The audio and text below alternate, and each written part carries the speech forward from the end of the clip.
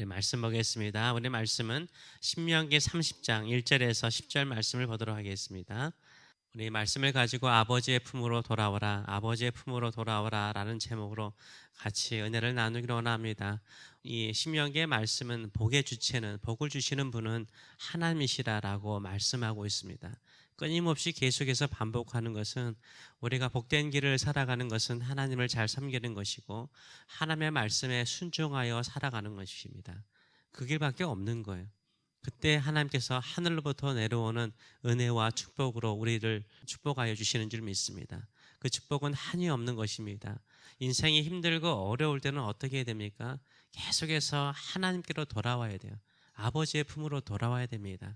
우리를 사랑하시되 독생자 예수 그리스도를 이 땅에 보내시기까지, 십자가에 죽기까지 우리를 사랑하신 하나님 아버지의 품으로 돌아올 때 아버지께서 우리를 회복시켜 주시고 우리를 더 강건하게 하시고 또 우리를 귀하게 사용하여 주실 줄 믿습니다.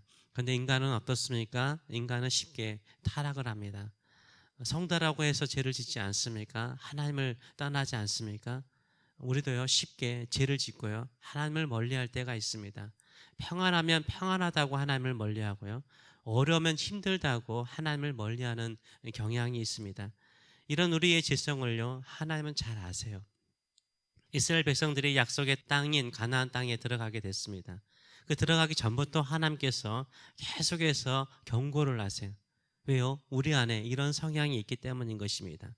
이스라엘 백성이 하나님을 배반하고 이방의 우상들을 섬길 것을요 하나님이 아세요. 약속의 땅에서 쫓겨나 흩어질 수 있는 가능성이 많다라는 것을 하나님은 아세요. 하나님께서 이스라엘 백성들을 잘 아시기 때문에, 그들이 죄짓기에 빠른 민족인 것을 잘 아시기 때문에요 어떻게 하세요? 미리 경고하세요. 성향을 아시니까 미리 경고하세요. 그리고 강하게 경고하세요. 이 저주의 메시지를 계속 말씀하시는 건 뭐예요? 그 저주 받으라고 하는 게 아니잖아요. 저주 받는 자리까지 가지 말라는 거잖아요. 그래서 미리 경고하시고 강하게 경고하세요. 또요 우리가 지겨울 정도로, 지금 우리 신명기 28장 29장 읽지 않았습니까? 지겨울 정도로 반복적으로 경고하세요. 우리 귀에 닳도록 알았어요 하나님 제발 좀 그만하세요, 이렇게 할 정도로요 반복적으로 경고하세요. 왜 그렇습니까? 우리가요 죄 짓기에 빨라요. 하나님을 떠날 경향이 강해요. 그렇기 때문에 하나님께서 경고하시는 거예요. 반복적으로 경고하시는 거예요. 강하게 경고하시는 거예요. 미리 경고하시는 거예요. 그럼에도 불구하고요 우리는요 축복의 길을 따라가는 것이 아니라 저주의 길을, 또 심판의 길을 따라서요 하나님을 멀리해요. 하나님을 떠나는 경향들이 다들 있어요. 이게 우리인 것이에요. 이게 우리 성도들의 삶이에요. 그런데 하나님은 어떠세요? 자비로우세요. 은혜로우세요. 긍휼 베푸시기를 기뻐하세요. 아버지의 품으로, 하나님의 품으로 돌아오면 하나님께서 회복시켜 주시는 거예요. 오늘 본문을 보게 되면 그렇게 말하잖아요. 회개하고 하나님의 말씀대로 살겠다라고 하면 하나님께서 어떻게 회복시켜 주세요? 하늘 끝, 하늘과 땅에 맞닿는 땅 끝이죠. 땅 끝에 있을지라도 하나님께서 너희들 다 모아서 이 땅으로 돌아오게 할 것이다. 그뿐만 아니라 하나님께서 너희 조상들에게 축복한 것보다, 복을 주신 것보다 더 큰 복을 주실 것이라 라고 주께서 말씀하세요. 하나님께서 우리에게 말씀하십니다. 성공적인 인생, 복된 인생을 사는 것은 뭡니까? 우리의 성향이 하나님을 멀리하고 떠나는 경향이 강한데, 그 경향 속에서 지금 내가 죄 가운데 있구나, 내가 하나님을 멀리하고 있구나, 이것을 깨닫고 어떻게 하는 거예요? 돌아오는 거예요. 아버지의 품으로 잘 돌아오는 사람이 복이 있는 거예요.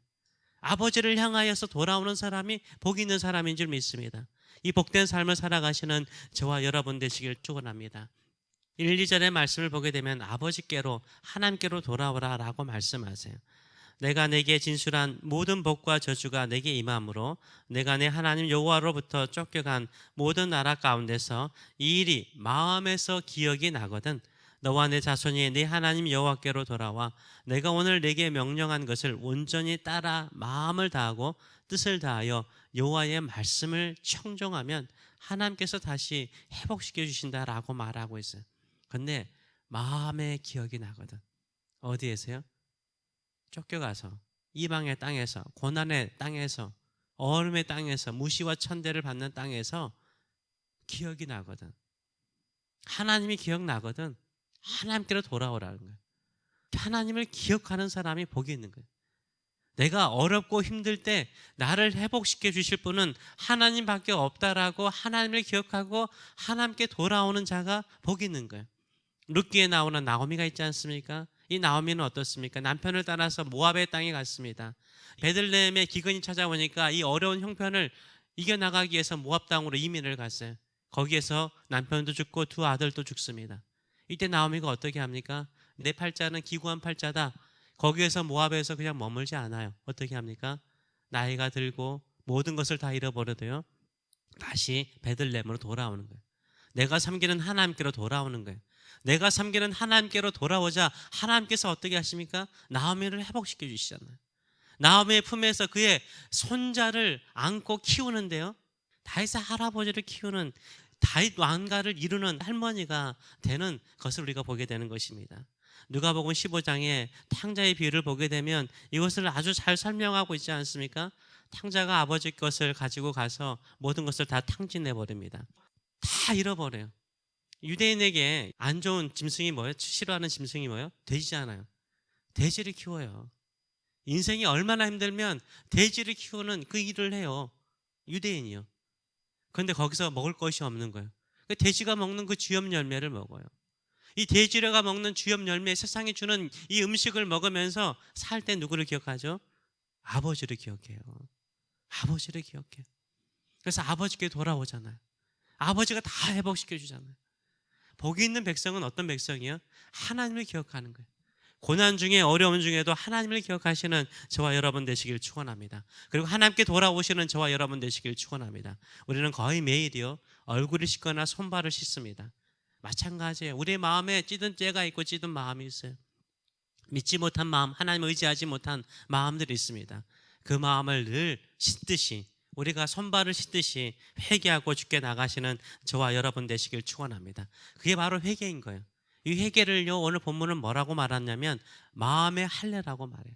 마음의 할례라고 말해요. 마음을 씻으라는 거예요. 마음을 정결하게 하라는 거예요. 오직 하나님 한 분만을 믿고 살겠다라는 믿음, 하나님의 말씀을 따라 청정하며 살겠다라는 믿음을 가지고 살라라고 말하고 있어요. 이게 바로 마음의 할례라는 거예요. 마음과 정성과 뜻을 다하여서 하나님을 섬기고 하나님을 사랑하고 하나님의 말씀대로 살겠다 하는 것이, 이게 마음의 할례라는 거예요.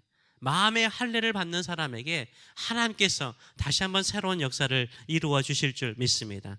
그래서 6절은 이렇게 말하고 있지 않습니까? 내 하나님 여호와께서 내 마음과 내 자손의 마음에 할례를 베푸사 너로 마음을 다하여 뜻을 다하여 네 하나님 여호와를 사랑하게 하사 너로 생명을 얻게 하실 것이라 라고 말하고 있어요. 우리가 죽음의 길, 저주의 길로 가는 것이 아니라 생명의 길, 마음의 할례를 통해서 하나님을 더욱 사랑하시는 저와 여러분 되시길 축원합니다. 하나님께서 베푸신 그 은혜, 하나님께서 베푸신 그 축복을 더욱더 누려가시는 저와 여러분 되시길 축원합니다. 하나님께서 회복하시면요, 이전 것을, 실패의 것을, 고난을 잊어버릴 정도로 축복하세요.